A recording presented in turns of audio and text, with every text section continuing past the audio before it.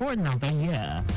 And in sport, Nigeria wins bid to host 2026 Female All-Africa Challenge Golf Tournament. Now the details are...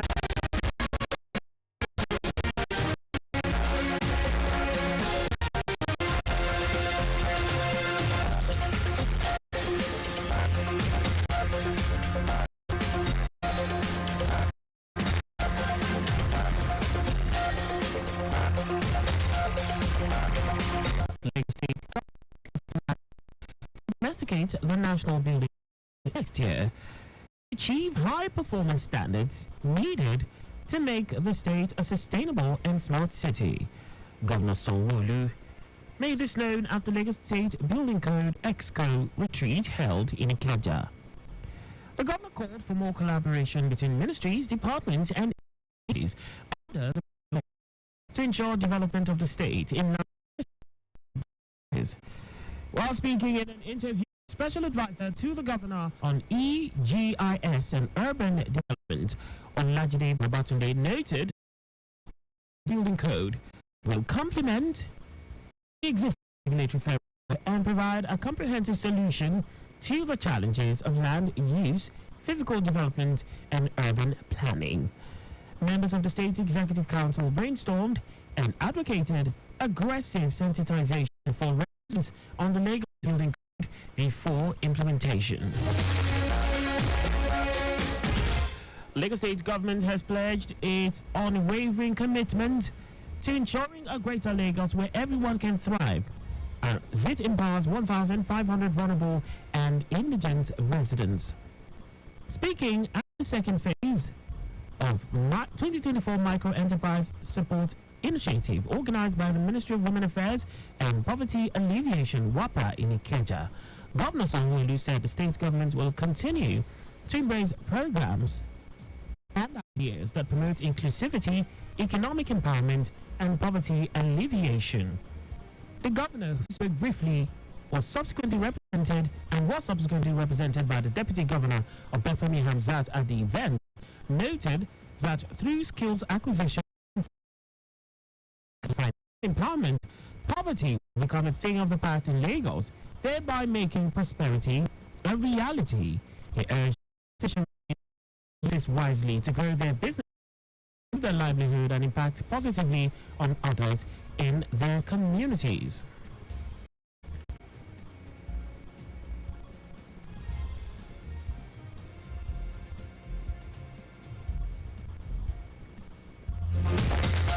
Earlier, the Commissioner for Women Affairs and Poverty Alleviation, Bolaji Dada, said the initiative represents not just a program, but a beacon of hope for many aspiring entrepreneurs, especially women, to lift them out of poverty through entrepreneurship. Some of the beneficiaries thanked the state government for the gesture and promised to use the work to and also use their skills to empower others.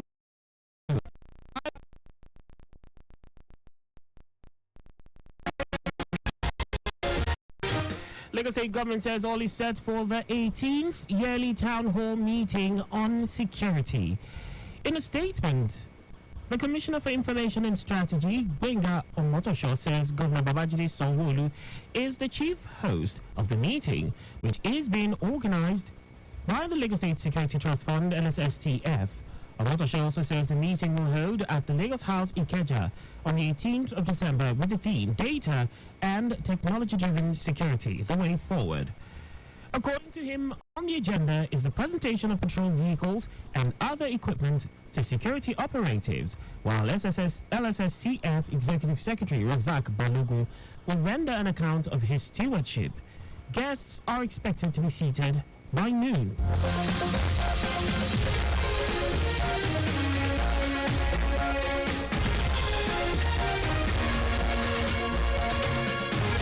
And now to the rest of the stories. Wife of the president, Oluremi Tinubu, has expressed optimism that Nigeria will eliminate tuberculosis, TB, by 2035, emphasizing the importance of partnerships and innovation in tackling the country's TB burden.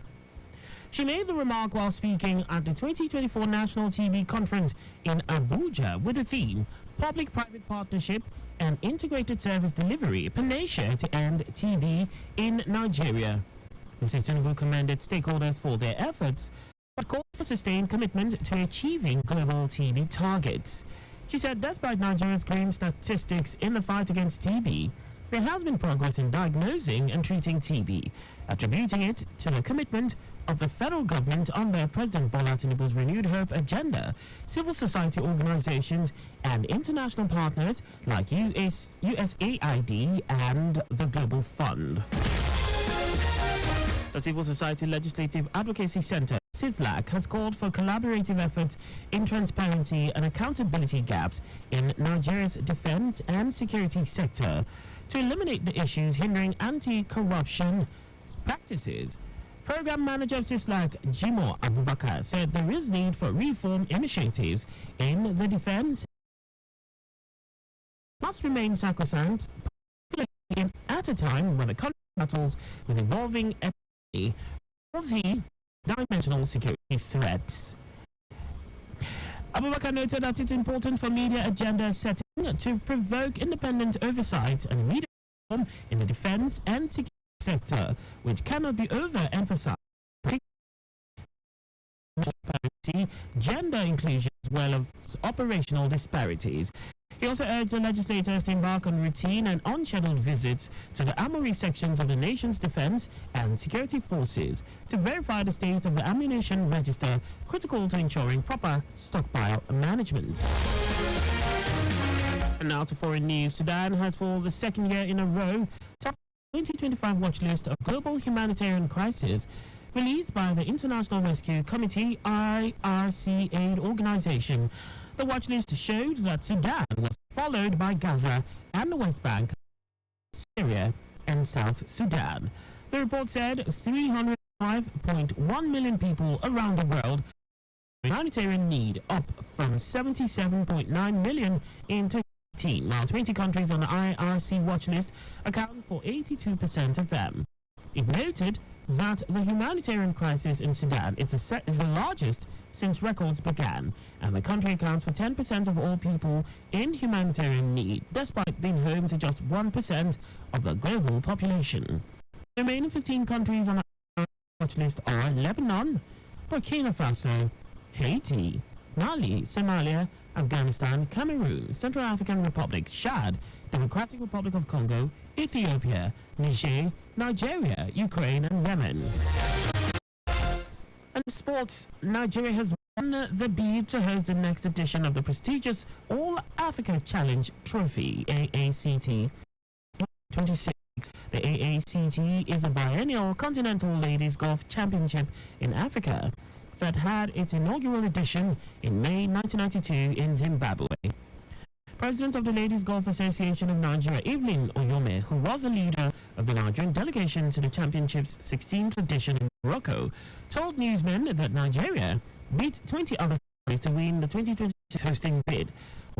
The Federal Capital Territory will be the host city for the AACT 2026 edition, with no fewer to participate in the championship.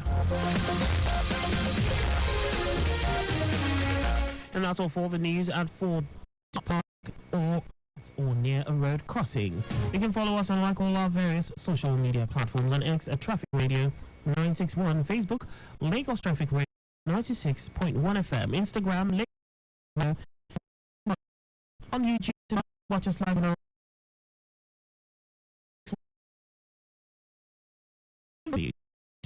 Traffic Radio.md.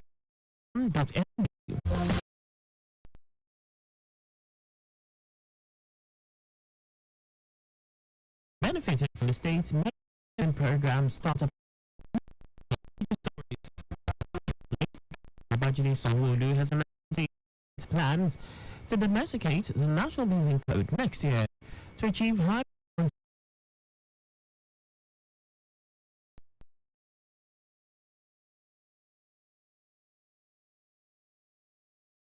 tuberculosis, TB, by 2035.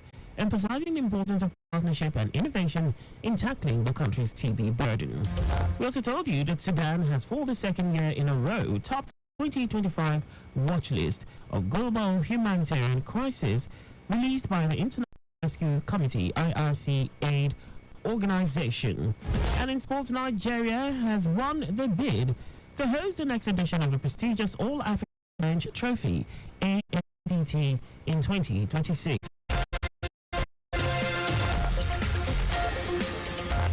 For contact with the newsroom, please send a message to info@trafficradio961.ng. And that ends the news broadcast compiled by Adewale Oluwapoku. I am Akan Usen. Thanks for listening. Please stay safe. Good afternoon.